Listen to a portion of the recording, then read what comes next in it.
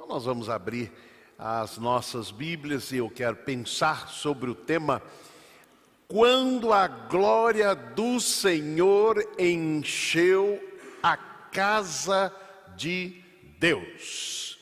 Segundo Crônicas, capítulo 5, versículos 11 a 14. Então abra a sua Bíblia, o seu tablet, o seu celular, enfim, onde você tiver a Bíblia, ou acompanhe aqui pelo texto que teremos aqui impresso, ok? Vamos lá.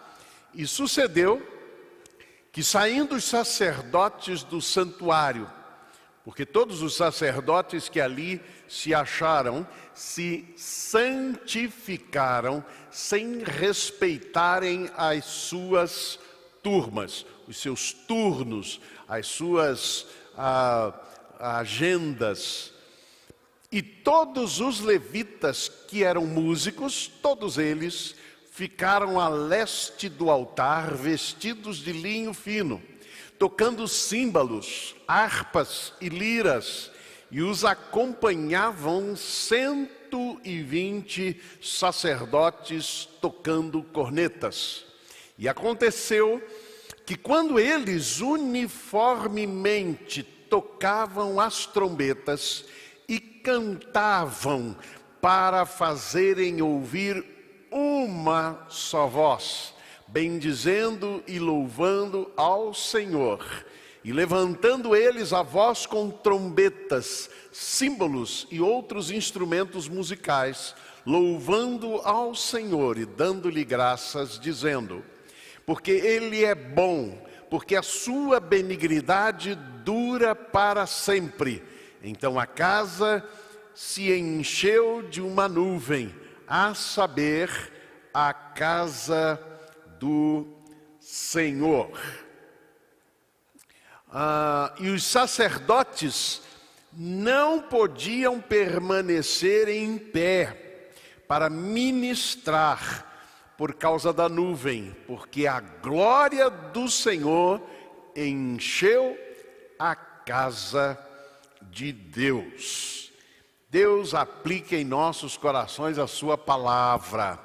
Os sacerdotes não podiam permanecer em pé para ministrar por causa da nuvem, porque a glória do Senhor encheu a casa de Deus. Amém? Muito bem. Quem gosta de música aqui? Né? Não dá nem para falar. Todo mundo gosta de música, não é verdade? A gente gosta de música e nós obviamente estamos sempre interessados em música, em aprender música, em louvar, né? Ou cantar músicas que sempre mexem com a gente, com as nossas emoções. A questão é que Deus não está interessado em música. Não? Hein, Thales? Deus está interessado em louvor. Música é diferente de louvor, porque Deus está interessado em adoradores. Deus é espírito e importa que os seus adoradores o adorem em espírito e em verdade. Jesus disse para aquela mulher ali no poço, a mulher samaritana no poço de Jacó, não é? Ele disse: Deus busca adoradores que o adorem em espírito e em verdade. Deus está à procura de adoradores, não meramente cantores, não é? Não meramente gente talentosa na música. Ele quer adoradores. E isso faz toda a diferença entre música e louvor, a diferença entre cantar ou tocar e adorar. Nós somos chamados a promover a adoração constantemente, não é? E assim é a expressão que encontramos nos evangelhos. Olha o que diz Paulo aos Efésios, capítulo 1, versículos 13 a 14, ele diz: depois que vós ouvistes a palavra da verdade, o evangelho da vossa salvação, tendo nele também crido, fostes selados com o Santo Espírito da promessa, que é a garantia da nossa herança, para redenção da propriedade de Deus. Ou seja, aqueles que pertencem ao Senhor, que somos nós, para o louvor da sua glória. Esta expressão de Efésios capítulo 1, verso 1 até o verso 15, é um hino belíssimo. E se você prestar atenção neste capítulo 1 de Efésios, verso 1 até o verso 15, você vai ver que não há um ponto final. É um hino do começo ao fim, quase que não dá para respirar, a não ser com as vírgulas. Mas não há um ponto final, porque é todo um conjunto ali. E 3 vezes neste texto nós encontramos a expressão para o louvor da sua glória. Para que nós fomos criados? Para o louvor da sua glória. Para que nós fomos regenerados em Cristo Jesus? Para o louvor da sua glória. Glória de quem? Glória de Deus. Não para a nossa própria glória, não para o nosso próprio louvor, não para sermos elogiados, não para alcançarmos status diante da sociedade. E eventualmente podemos até alcançar status diante da sociedade, mas sobretudo para o louvor. Nós fomos criados e regenerados para sermos para o louvor da glória de Deus. Assim entendemos que a função precípua da igreja de Jesus é adorar a Deus, adorar e louvar a Deus. Não meramente fazer música, fazer grandes concertos e apresentações de música. E quando a igreja cumpre a sua função, o que acontece é que o ambiente vai sendo cheio da glória de Deus, se enche da glória de Deus. E até os profissionais do culto, vamos chamar assim os sacerdotes, conforme o texto, eles se transformam em adoradores. Olha o que diz o versículo 14. E os sacerdotes, estes que tinham se santificado. Vocês se lembram da leitura que fizemos? Eles tinham passado por um processo de santificação. Vamos chamar assim de purificação para o culto, para a direção do culto, para a ministração do culto. Estes que estavam preparados, diz a Bíblia, eles não podiam permanecer de pé. E o que eles tiveram que fazer? De joelhos. Por quê? O texto diz: porque a glória do Senhor encheu a casa de Deus, tornando o culto, ou aquele encontro com o Senhor, como é o culto, um culto inspirado e inspirador. Agora, primeiro aspecto que eu quero chamar a sua atenção com esse texto é que a casa de Deus pode estar cheia de gente, mas vazia da glória de Deus. Opa, que palavra forte. Esta realidade do texto, olha os versos 13b a 14. Então a casa se encheu de uma nuvem, a saber, a casa de Deus, o templo. Nós estamos aqui após a inauguração do templo de Salomão. Então a casa se encheu de uma nuvem, a saber, a casa do Senhor, e os sacerdotes não podiam permanecer em pé para ministrar por causa da nuvem, porque a glória do Senhor encheu a casa de Deus, porque antes ela estava vazia. Ela estava cheia de gente. Nós vimos aí que tinha pelo menos 120 sacerdotes. Era muita gente, muito mais do que nós temos aqui hoje, né? Muita gente enchendo a casa, e isso me chama muito a atenção, porque templo vazio da glória de Deus não cumpre o seu propósito. E eu não falo aqui igreja, porque igreja é composta de pessoas, não é? E não importa para Deus a quantidade. Onde estiverem 2 ou 3 reunidos em meu nome, o que é que diz o resto? Aí estou eu no meio dele, no meio deles. Então é importante isso.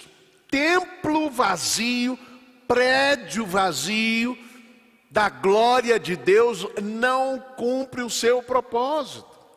E o propósito do templo é ser espaço privilegiado da adoração e da manifestação da glória de Deus. Ele é inútil, ele é dispensável, ele é um gastador de recursos financeiros e humanos.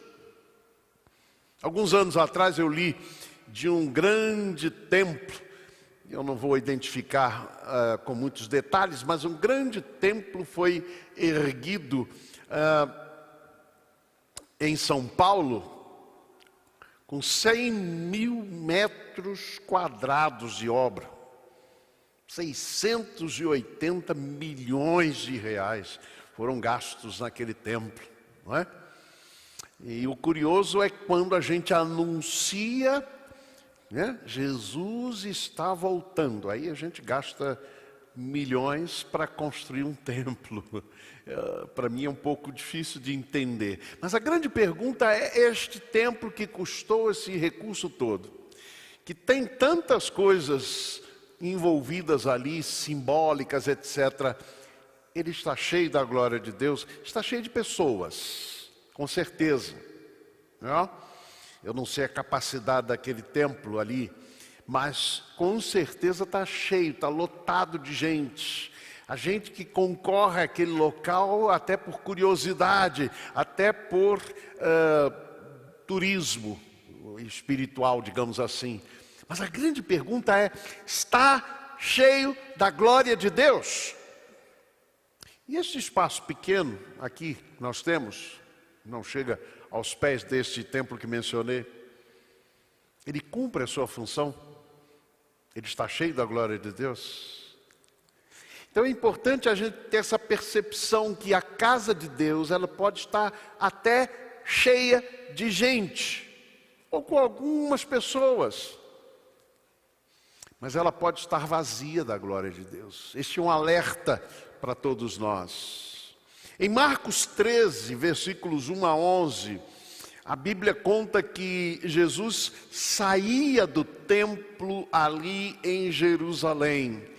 E disse-lhe um dos seus discípulos: Mestre, olha que pedras e que edifícios. Ao que Jesus lhe disse: Vês estes grandes edifícios? Não se deixará aqui pedra sobre pedra que não seja derribada. É assim que Jesus ali naquele momento anuncia faz uma profecia, ou anuncia aquilo que ia acontecer no ano 70 depois de Cristo, quando o general Tito romano entrou em Jerusalém com seu exército, destruiu o templo de Jerusalém e até hoje não foi reconstruído, não? Então, qual a importância de um espaço e de um templo que é chamado Casa de Deus? A igreja de Laodiceia, lá no Apocalipse, dela se diz: eis que estou à porta e bato. Se alguém ouvir a minha voz e abrir a porta, eu entrarei e cearei com ele e ele comigo. Onde é que Jesus estava naquele templo? Hã? Lá de fora. Claro, a gente ainda não pode falar de templo naquele tempo, não é? Porque o primeiro templo cristão foi erguido no 3º século, só. Daí a gente não pode falar de templo ainda, mas era uma casa onde estavam se reunindo a igreja de Laodiceia. E Jesus estava do lado de fora. De modo que aquele templo, aquele local, estava vazio da glória de Deus, vazio da presença de Deus. Quando a gente fala da glória de Deus, não é? A gente está falando da presença ativa de Deus. A gente está falando do brilho da presença e da majestade de Deus entre nós. Eu falei hoje pela manhã, mencionando aqui, o que significa esta glória. Kabod Yavé é a expressão que se usa, a glória de Deus, a glória de Yavé. Então esta expressão, quando se refere ao ser humano, qual é a glória do homem, por exemplo? Se diz de Jacó que a glória dele estava nas suas riquezas, e viu alguém toda a glória de Jacó. De Salomão, vai se dizer que a rainha de Sabá viu toda a glória de Salomão, que incluía todas as suas riquezas, mas, no caso de Salomão, vai algo além. É a sabedoria também de Salomão, fazia parte da sua glória. Então a glória do ser humano se referia à sua fama, a como ele aparecia, a sua aparência. A glória de Deus se refere, portanto, à presença ativa de Deus, à revelação dos seus atributos, da sua justiça, do seu amor, da sua misericórdia, da sua bondade, do seu agir no meio do seu povo, do seu poder. É importante, portanto, pensarmos nisso. A casa de Deus pode estar cheia de gente, mas vazia da glória do Senhor. Por isso nós precisamos nos perguntar constantemente: a glória do Senhor está aqui entre nós?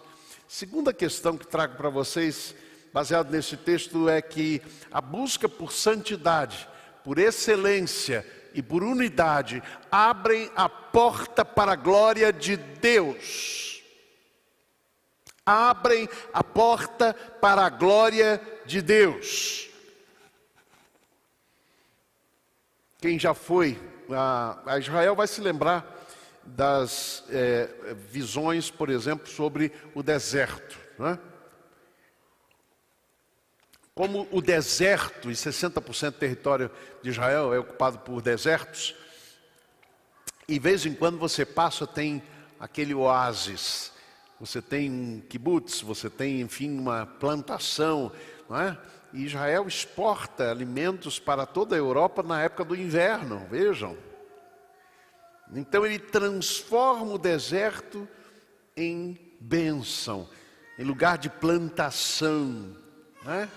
Então, o que é que pode aqui criar espaço na casa de Deus, na igreja do Senhor, para que a glória de Deus se manifeste? O texto vai nos falar algumas coisas. Primeiro, santificação. Diz assim: sucedeu que, saindo os sacerdotes do santuário, primeira expressão muito forte, Kodesh, santuário. Porque todos os sacerdotes que ali se acharam se santificavam, ou se santificaram, sem respeitarem as suas turmas, ou seja, as suas escalas. Eles romperam as escalas porque sentiram a necessidade, todos eles, de se prepararem para aquele encontro com a glória de Deus, com a Shekinah, como uma outra expressão que é usada também no contexto do Antigo Testamento, para se referir a esta manifestação gloriosa, não é, luminosa, da presença de Deus. Santificação prepara as nossas vidas, prepara a igreja do Senhor para que a glória de Deus se manifeste entre nós. Olha o que diz Hebreus capítulo 12, 14: segui a paz com todos e a santificação, sem a qual ninguém verá o Senhor. que é a glória de Deus? É a presença ativa de Deus. Sem a santificação, ninguém vai ver a glória de Deus. Não vai ver e não vai experimentar na sua própria vida. Daí que a nossa vida precisa ser um processo constante de santificação. Olha o que Jesus diz em Mateus capítulo 5, versículo 6. Bem-aventurados, ou seja, felizes, os que têm fome e sede de justiça, porque eles serão fartos. Que justiça é essa? Retidão na nossa própria vida e na vida dos outros. Deus usa vasos quebrados, sim, e imperfeitos, mas não vasos sujos. Por isso a santificação precisa ser uma constante nas nossas vidas. A minha santidade é provada pelo processo constante de santificação, pela sede e fome de justiça. O segundo aspecto ali, além da santidade, é a excelência. Excelência. O texto diz: e todos os levitas que eram músicos, todos eles ficaram a leste do altar, vestidos de linho fino. Aqui a importância da vestimenta, muito bem cuidada. Tinha que ser de linho, mas não apenas qualquer linho, linho fino. Algo bem preparado, o melhor para Deus. Eu sou do tempo que quando chegava na época do Natal, a melhor roupa que a gente ganhava no Natal é para usar na igreja. Eu sou desse tempo. O melhor para Deus. Você já deve ter ouvido algumas pessoas dizendo assim, né? Talvez o Thales muito mais do que nós. Irmãos, eu não sei cantar, mas como é para Deus... Já ouviram isso? Eu não sei cantar, mas como é para Deus... Olha, gente, para Deus, o melhor. O melhor. É o que isso aqui nos revela. A excelência para Deus. O que nós fazemos para Deus precisa ser feito com o melhor. É o nosso melhor para Ele. Não é o resto. Não é o que sobra do nosso tempo. É o melhor do nosso tempo. Não é o que resta e o que sobra dos nossos recursos e dos nossos bens. É o melhor para Deus. Para Deus. 1 Coríntios 12, 31 diz: procurai com zelo os melhores dons, mas eu vos mostrarei o caminho da excelência. Os coríntios estavam brigando entre si por causa dos dons. O meu dom é mais importante, o dom de línguas é mais importante, o dom de profecia era mais importante, o dom de misericórdia é mais importante. O que é mais importante? O pregador é o mais importante? Será? E aí Paulo diz: vocês estão brigando com ciúmes, com inveja uns dos outros, por aquilo que vocês acham que são os maiores dons, que a palavra lá no grego é megas. Vocês estão brigando pelos megas dons, o que vocês acham que são os maiores dons? Mas deixa eu mostrar para vocês o caminho da excelência. E aí então ele começa a dizer: ainda que eu falasse a língua dos homens e dos anjos e não tivesse amor, seria como metal que soa, como símbolo que retine. Ainda que tivesse o dom de profecia, conhecesse todos os mistérios de toda a ciência, e ainda que tivesse toda a fé de tal maneira que transportasse os montes, e não tivesse amor, nada seria. E ainda que eu distribuísse todos os meus bens para o sustento dos pobres, e ainda que entregasse o meu corpo para ser queimado, se eu não tivesse amor, nada disso me aproveitaria. O que é a excelência? É o amor. Você quer viver a vida cristã em excelência? Viva no amor. Busque o amor, pratique o amor. Mas sempre ofereça para Deus o melhor. Terceiro aspecto é a unidade. A busca por santidade por excelência e unidade abrem a porta para a glória de Deus. Olha o que diz o texto. Aconteceu quando eles uniformemente tocavam as trombetas, cantavam para fazerem ouvir uma só voz, bendizendo e louvando ao Senhor, e levantando eles a voz com trombetas, símbolos e outros instrumentos, louvando ao Senhor e dando-lhe graças, e dizendo, porque Ele é bom, porque a sua benignidade dura para sempre. Aí o texto diz, então a casa se encheu de uma nuvem, a saber, a casa do Senhor. Unidade. Eles buscaram uma só voz. Não sei, pessoal da música aí, especialista, como é que conseguiram esses instrumentos todos falarem em um tom só, não é? A harmonia, claro. As diferenças estavam ali também presentes, mas eles compunham um todo harmonioso, porque estavam buscando uma só voz. Unidade não quer dizer uniformidade. Nós somos diferentes, mas nós podemos buscar a unidade na diversidade, não é? Para que o reino de Deus, a igreja do Senhor, seja construída em unidade. Jesus falou que nós seríamos reconhecidos como seus discípulos se nos amássemos uns aos outros, se buscássemos esta unidade. Ó Pai, que eles sejam um, orou Jesus por nós. Ó Pai, que assim eles também sejam um, como Tu, ó Pai, e eu somos um. A oração de Jesus por nós foi para que tivéssemos essa unidade. Mas quantas vezes estamos nos degladiando, estamos combatendo uns aos outros, estamos ferindo uns aos outros. E às vezes por questões até externas à vida da igreja, né?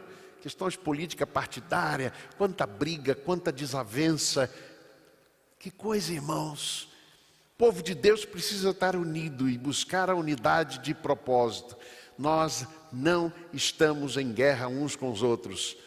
Nós estamos unidos, buscando um só propósito, que é a glória de Deus através das nossas vidas.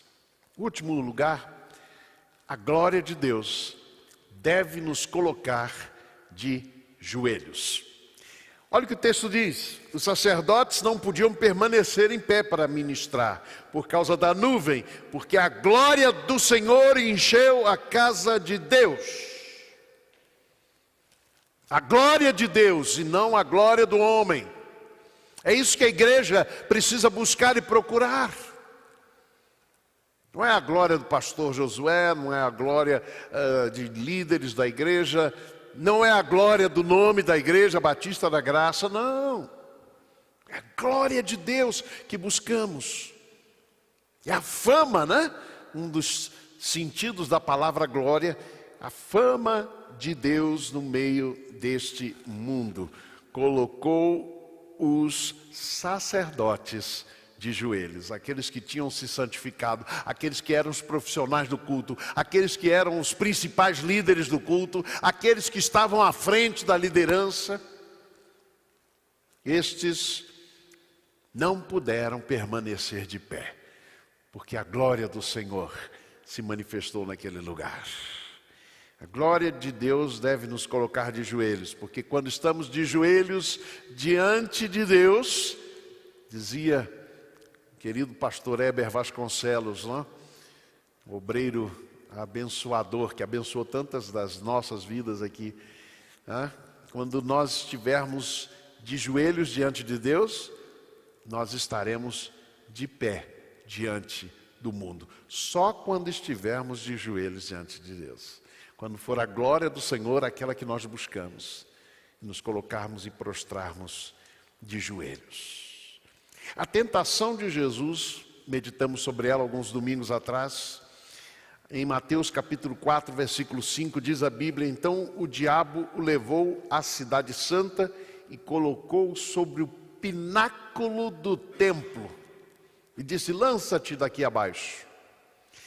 O diabo colocou Jesus no pináculo do templo, no ponto mais alto do templo, para fazê-lo cair. Matthew Henry, comentarista do Novo Testamento, ele diz que o diabo faz isso. Ele coloca a gente, às vezes, no pináculo do templo, na posição mais alta, para nos fazer cair. Enquanto Deus nos torna humildes para nos elevar. Olha aí que coisa, olha a diferença, não é? Portanto, a humildade deve ser a característica dos servos do Senhor. Se fomos criados para a glória e para o louvor da glória de Deus, essa glória deve constantemente nos levar a nos prostrar de joelhos diante do Senhor. Só o Senhor é Deus, só Ele merece o nosso louvor e a nossa adoração. Concluindo, a palavra do Senhor nos diz, vamos juntos? Deus é Espírito e é necessário que os que o adorem em espírito e em verdade. É isso que Deus está buscando. A função da igreja é adorar a Deus. A missão da igreja é fazer discípulos. Quando estamos nos preparando para a celebração do Jubileu de Barro, do Jubileu da Igreja Batista da Graça em Brasília, o seu aniversário, domingo que vem, a nossa celebração, que nos lembremos sempre disso. Nós existimos para adorar a Deus. Nós existimos como igreja para fazer discípulos e para que a glória de Deus se manifeste através de nós. Fomos criados e regenerados para o louvor da sua glória. Que Ele, portanto, nos abençoe e nos dirija.